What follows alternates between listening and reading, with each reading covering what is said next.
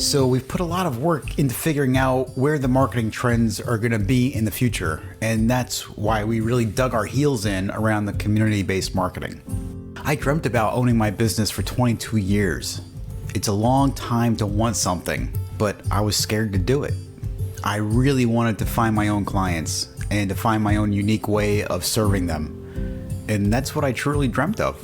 When a client experiences a success, when they share their desires with us and their goals, and then we're able to put a plan to action that gets them from A to B to C to boom, it's incredibly rewarding in a way that being an employee never revealed itself to me.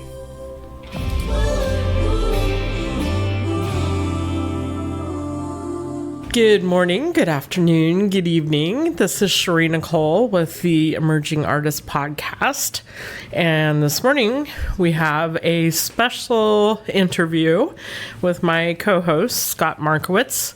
He is president of Reinvent Studio and also the lead facilitator at Reinvent Studio Lab. How are you doing, Scott? I'm doing great, thank you. Well, this is exciting because you are somebody that you are very busy in numerous aspects. I don't even know all that you do, but we've been co-hosting this podcast for a couple of years now. And I think it'd be very nice to interview you and people can hear what all you do. So maybe explain what Reinvent Studio is about. Yeah, thank you, Shiree. Reinvent Studio is a local business in Naples, Florida. It's a marketing agency. And Reinvention Studio Lab is a platform through which myself and my business partner, Hector Pichardo, coach other creatives to start their own creative business. The local business, we specialize in marketing. The approach that we take, we call community-based marketing. And so what that means is we want to establish our clients as leaders in their field, in their community, whether that's Naples, Florida, Fort Myers, wherever geographically they are. And that is demonstrated to their potential clients and their existing clients through visual assets and social media. So my background is in television and film. I help produce the content used to create that community-based acknowledgement, and we also encourage our clients and help facilitate live events so that they can interact with people in the community for real, which is important, and increasingly important, as time goes on. What we do is we help build a separation, a distinguishing factor between other companies that may just have an online presence. Okay. They may even be doing like a bang up job on their social media, but we help take that one step further and help people connect in the real world to their potential clients and make meaningful connections there. And then the social media becomes a reinforcement and a reminder that our clients are doing real good things in the community. That's what Reinvent Studio is. It's an emerging trend that many other marketing companies have not recognized yet, that doing things for reals is important. Mm-hmm. Okay, so we've put a lot of work into figuring that out and where the marketing trends are going to be in the future, and that's why we really dug our heels in around this community-based marketing. That was a lot. I answered that with a lot. I think that's wonderful. And from my own personal experience, you have helped elevate my own presence within the community as well. And I do feel you have helped me set my own business apart from the pack, as I like to say. I appreciate that. When you first came to me with the idea of doing a podcast, I was absolutely horrified, and I think I shut it down. But then, yes, and here we are. I appreciate that. I definitely see that benefit for sure. Maybe you could tell us a little bit more about your background, because I know you have a pretty incredible background. So some about your schooling and what led you to such a fabulous point where you have all this knowledge and information experience to provide people with the services that you do now? Awesome. So I've always loved art since I was a young child. Up until college, I went to college near Buffalo at a New York State college called Fredonia State University, which is a big art school. I developed my own 3D animation program within the curriculum there. They didn't offer 3D at the time. It was an emerging technology. Yeah, Pixar didn't even exist at that time. People who went on to create Pixar had been experimenting, Industrial Light and Magic, which was a company within Lucasfilms. They made Star Wars, right? And they developed a lot of technologies, and that, the people entrenched in that environment went on to make Pixar. So it was an emerging technology, and I was very interested in applying my art to that kind of technology. So I had to essentially develop my own curriculum and teach myself 3D animation. I was a broadcast major in college. I took a lot of art courses, though, and I was also a philosophy minor. After I graduated college, I was enticed to go to Atlanta, Georgia for an internship at a pretty large post-production company. So a post-production company is a video company that does the assembling of the videos, right, after they're shot. They take the footage and they edit it together and add graphics and etc. Sweeten it up with music and things like that. And that was a big industry back then in the 90s when I graduated college.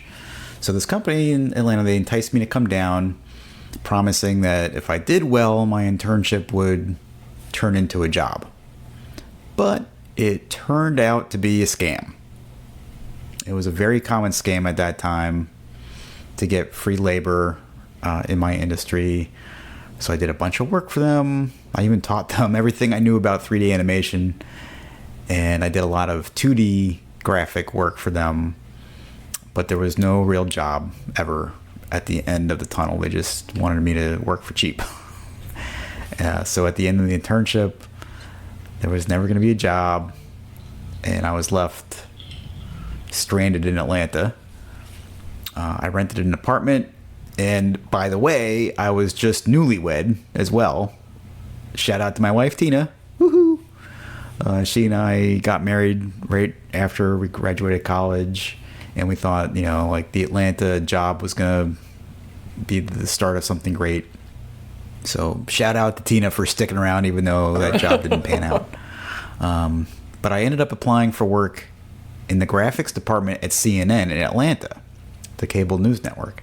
The interview went fantastic until my second interview, and the hiring manager was reviewing my resume.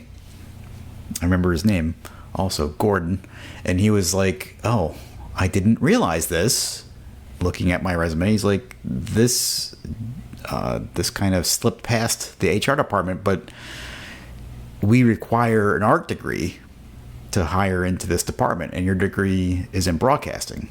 I pleaded with him. I'm like, "Look, you're in charge. Maybe you can override that requirement." And he's like, "No, I can't do that. But I'll tell you what I will do." He says, "I really do like you. I'll recommend that you get hired in the broadcasting arena."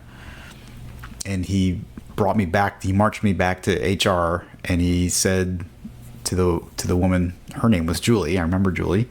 And he said to her, see if you can find a job for Scott, because we can't hire him, but I think he does have a place here. And so I ended up getting a job as a VJ. I worked at CNN. VJ stands for video journalist, which is basically just kind of a bogus title that they would give you as an entry-level worker. I collated scripts, I ran the teleprompter, I did floor directing in their TV studio for a while. And as a newlywed, I needed to generate some more income, so as soon as I could, I applied for an editing job at CNN. Long story short, I ended up becoming one of the editors at Headline News. The whole time I was thinking, this is just a temporary thing. I want to get to the graphics department. But I ended up completely falling in love with the process of editing. I decided that this is actually more fun. And I still pursued art as a hobby. I did a lot of painting and I did a lot of other things in the realm of art. but I dedicated myself to becoming a news editor. And I thought for sure I was going to end up doing that the entire rest of my career. And surprise, Ted Turner sold CNN to Time Warner. The culture overnight, they wiped it out. Like in the snap of a finger, Time Warner came in and ruined the whole thing. They told us CNN is no longer a news journalist endeavor. They literally told us that. They said, from now on, our main priority is to get ratings. And it was pretty disgusting, to be frank. It caused a huge turnover, which I think was their goal.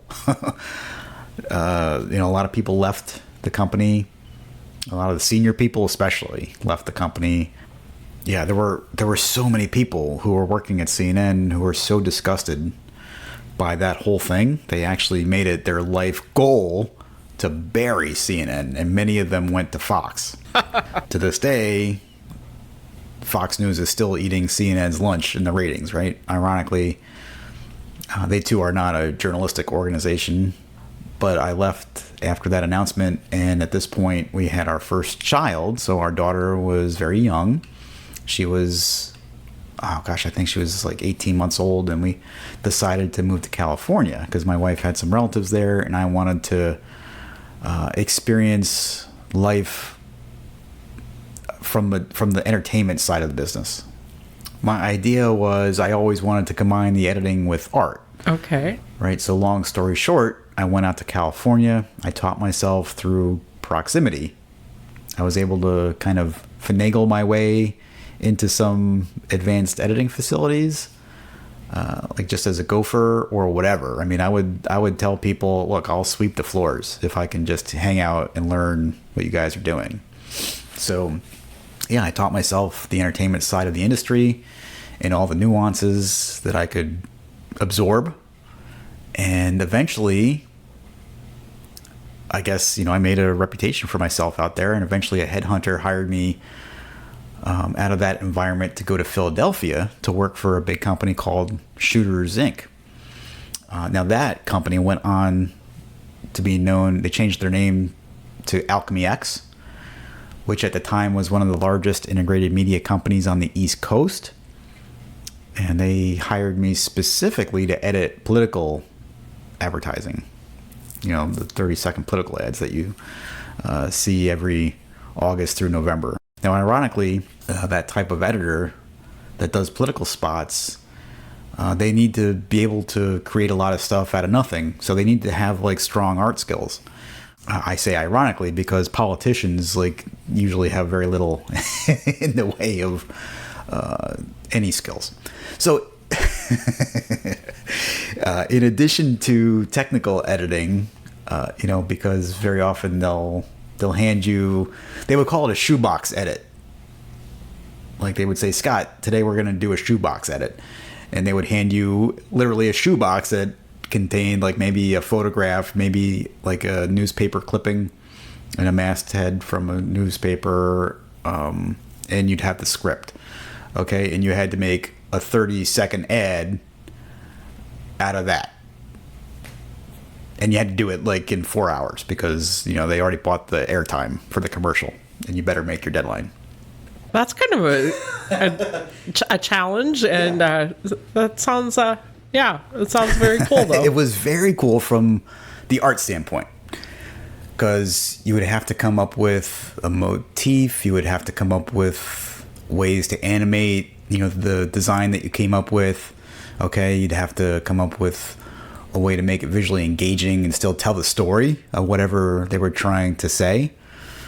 However, over a long period of time, I was there for about 10 years, that political cycle really wore me down. After 10 years, my spirit was broken. I started to feel really bad about myself. I gained a ton of weight. I became very unhealthy, and it was because I just felt bad. I was depressed. I felt, my participation in what I perceived to be a very unethical process, the whole political game, is just so messed up. Shiree. I just felt bad about it. And now the cool thing about that job was when it was not political season, between the end of November and the following August, I would do all kinds of other things that were really cool and fun. I would work for advertising agencies and do, normal creative types of commercials. I worked on infomercials sometimes, all kinds of different projects, sometimes even motion pictures. I would sometimes get recruited to work on visual effects for motion pictures. And so that was really cool. One of the other things that I did, which was really amazing, was I helped develop a TV pilot called Fit for a King. And this TV pilot got picked up by the Food Network. Oh, nice. Yeah, Fit for a King was about a British chef who could come into these crazy, near impossible situations and come up with a miracle meal to feed a large group of people. And this pilot, it went on to become the show you would know as Dinner Impossible. Dinner Impossible for the Food Network, starring Robert Irvine as the miracle chef. That became the biggest show on the Food Network, and it was their flagship program. Wow. Yeah, they started to change their entire primetime lineup based on the popularity of that show. That's wonderful. Yeah, I became a TV development specialist in that sense because, if you make one TV show pilot work, that's amazing. If you can make two work, that's remarkable. And if you can make three or four work, I mean, that's like, it's like capturing lightning. Well, that's usually how it works.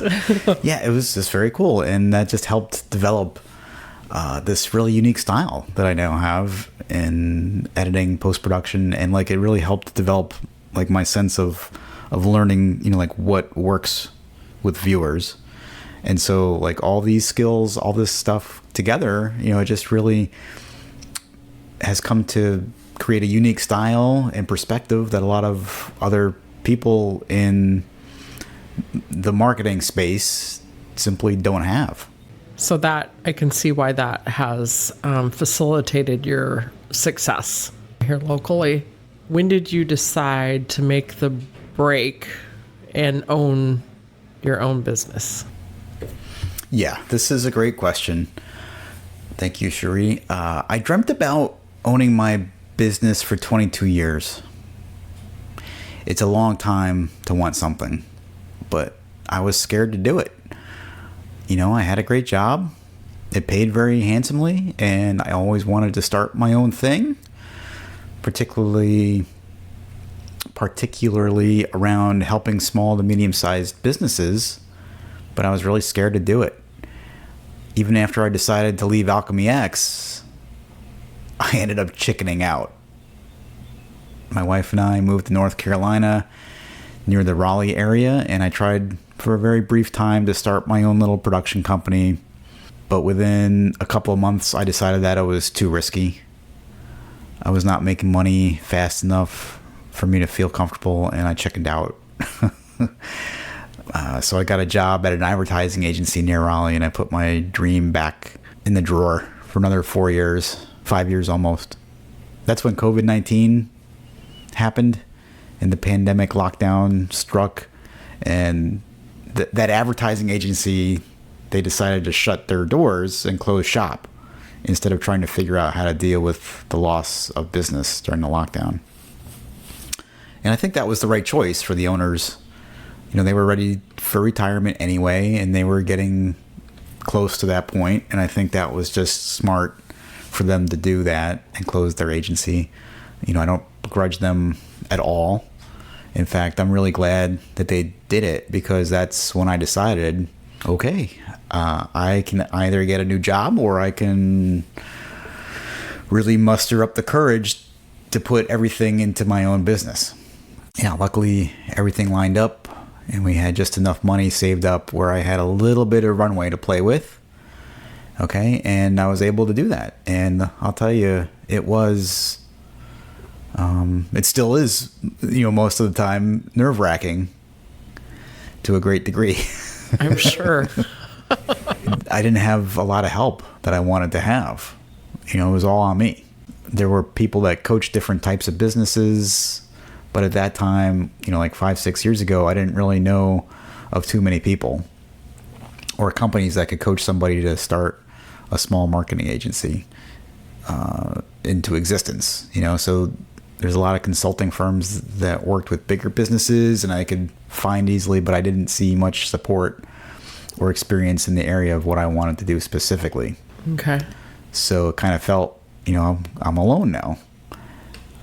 I did invest in myself, especially after the first business failed rather quickly. I did start to invest in myself in personal development.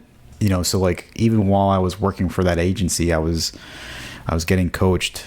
I was doing, work on myself.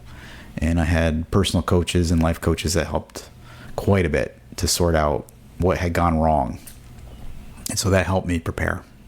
That's wonderful that you learned from that first experience and it transitioned you to where you're at. You didn't just give up on your dream entirely, but you found a better path. I love that you saw the importance of investing in your own self first and developing the strength. And I'm sure that had, to give you confidence when you coached in that respect first. Do you think that's the case? Definitely, yes, because I recognized after investing in myself and getting some life coaching, I soon recognized what it was that I had done in my first attempt at running a business that failed.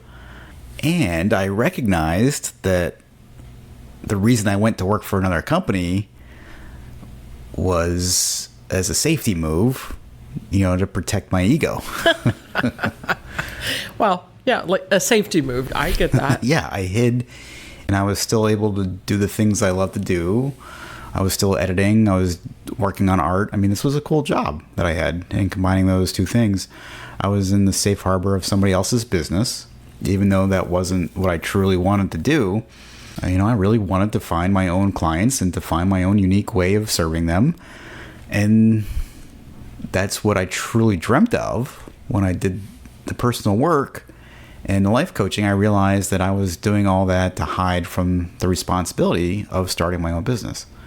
And I wanted all the benefits, but I didn't want the responsibility.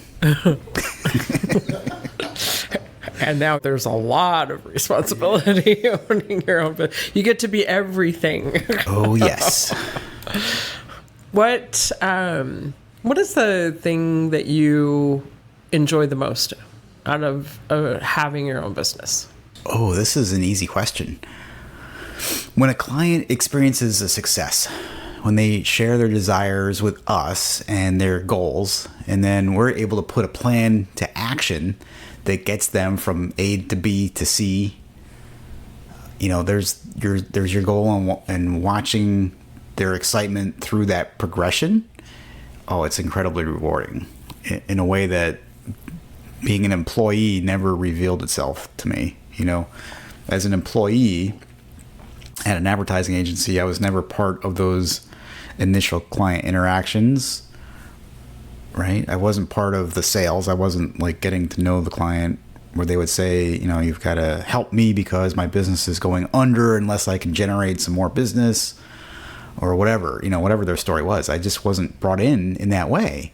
I wasn't part of the strategy development. I wasn't part of getting to know the client.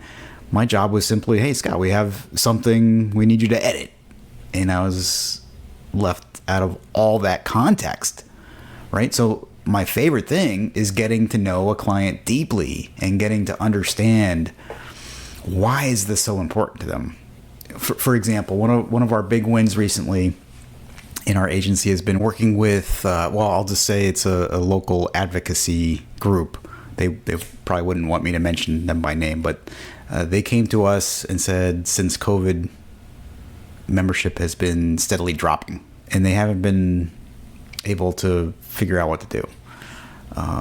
They wanted to reverse this, obviously, and they wanted to, instead of losing, they wanted to grow, and they wanted to expand the potential for growth.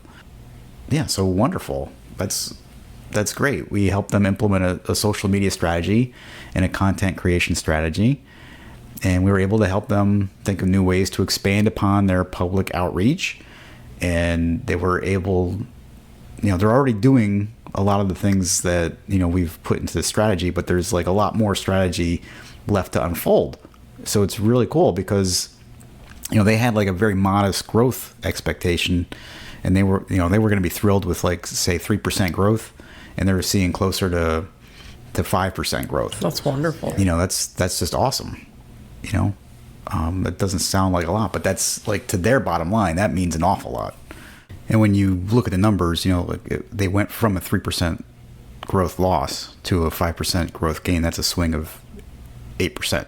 So that's pretty awesome. So they're looking at the future differently now. Now the discussion isn't about like, how do we stop the bleeding? Now their discussion is like, how do we grow even more? So that is just so cool.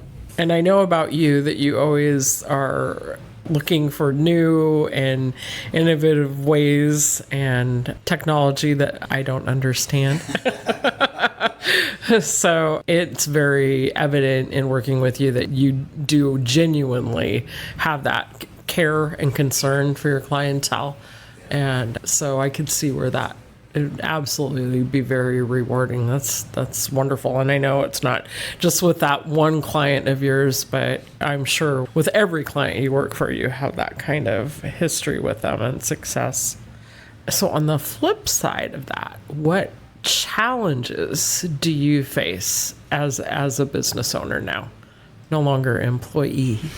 Yeah, so the biggest challenges that we face are, how do we get past the portions of our growth scale that requires new help? So when you first start a small art-based business, it's just you. And you're able to wear all the hats and handle all the business, because when you're first starting, you don't have a lot of clients. And there's not a lot of fulfillment to do. Mm-hmm. So the biggest challenge has been, and currently right now the biggest challenge we face is, as you're growing in your clientele and the demand for your work grows, how do you fulfill it? So for us now, that means, how do we get people to actually help fulfill the video editing, the social media post creation at the level that we want them to, right? And we've hired some people that help us with the graphic and art design, and they're fantastic. We have some designers we've hired, and they're amazing. I love them, and they're eager to put in what's required, to hit the client needs. But it's been a real challenge for us to find someone that can do the video editing. Is that because there's a lack of people with that skill set and credentials? There's a lack of people that have the combination of learnability and the skill set.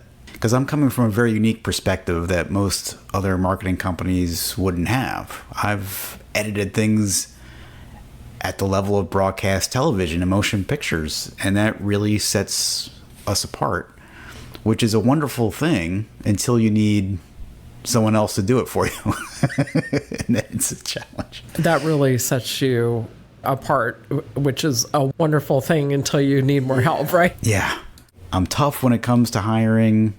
I know, I want them to use the right software. I want them to do it in X amount of time, and that's what I expect. So, I'm tough when it comes to hiring editors, and it's my field of expertise. So that's the challenge. Yes. Well, everything I've seen that you've done for me, and I see things on your social media that you produce for other businesses and your own, is just such high quality. It definitely is a very professional look and feel. Yeah, we use all the advanced technology, motorized robotic equipment, AI, whenever possible. It's very important to have a human touch, though, right? But we try to leverage the latest technology to get our clients the very best. Yeah, you can tell that that's the case. What exciting new things do you have coming up in this next year? So, Shiree, this coming year is going to be just gangbusters for us. Much more no sleep for me. But I'm so excited about it. We're currently looking for actual physical studio space here in Naples, Florida. And what we want to do is create a membership model. Currently, We do full service marketing for our clients, but when we have our own physical studio space, we're going to be able to offer even businesses that already have marketing solutions in place to be able to come in and utilize the studio for their own content creation purposes. So it's just going to expand the amount of people we can help serve, and they would have access to us if they need us. If they wanted to do something extra at a higher production level, they could use us as needed, but they could also just use the studio for their own creation and walk out with their own files. This is a model that I've been dreaming about for several years now. More of no sleep. No sleep for me. Wow. I think that's very exciting. I can see that being something that would go over very well. And I think the time is right to empower businesses. We don't want to necessarily only work with brands and businesses that need full service marketing. We want to empower every small business to tell their own story also, right? And I think that if we find the right space, we're going to be able to empower people to do just that. If anybody listening today hears this and wants to contact you about editing, where would they go to find that? Oh, yes. If there's anybody out there who is an editor and wants to learn more about opportunities with Reinvent Studio, they can simply email me, scott@reinventionstudiolab.com. And if there's anybody interested in learning how to start a business similar to Reinvent Studio, they can also email me at scott@reinventionstudiolab.com. They can also go to reinventionstudiolab.com and just simply poke around to see the educational offerings that we have currently. And that's a great way to start getting in touch. Would that have to be somebody that lived here locally, or could it be somebody that could be remote? Oh, yeah. So we can work with remote editors. The technology nowadays allows for pretty easy facilitation of collaborating from anywhere in the world. That's wonderful. I was just in Puerto Rico with my wife a little while ago, working on this really slow hotel Wi-Fi, and it still worked. I was the technology accounts for differences in internet speed and things like that. So we can work with people all around the world, and the technology has come a long way to facilitate that. I did want to switch gears, and I don't know how many people know that you are also a professional photographer. And so I'd love to talk about that. What's the name of your photography business? Yeah, so let's talk about that, Shiree, but let's talk about that in part 2 of this interview. Dropping soon on the Emerging Artist Podcast. Stay tuned. And I just want to take this opportunity to say thank you. Thank you for listening to the Emerging Artist Podcast. Thank you for taking your time and spending some of it with us. So in the meantime, if you're interested in learning more about Shiree Nichole and what she does and in her coaching for emerging artists, please visit her website. That's ShireeNichole.com, ShireeNichole.com. And if you're interested in learning more about video production, starting a video business / photography business, please come and visit me at reinventionstudiolab.com. The best way to reach out is to email me right now, scott@reinventionstudiolab.com. I will respond to every single email that I get until I can't. But right now, as of the recording of this podcast, I definitely promise to get back to everybody. All right. You guys have a wonderful rest of your day. Stay safe out there and rock on.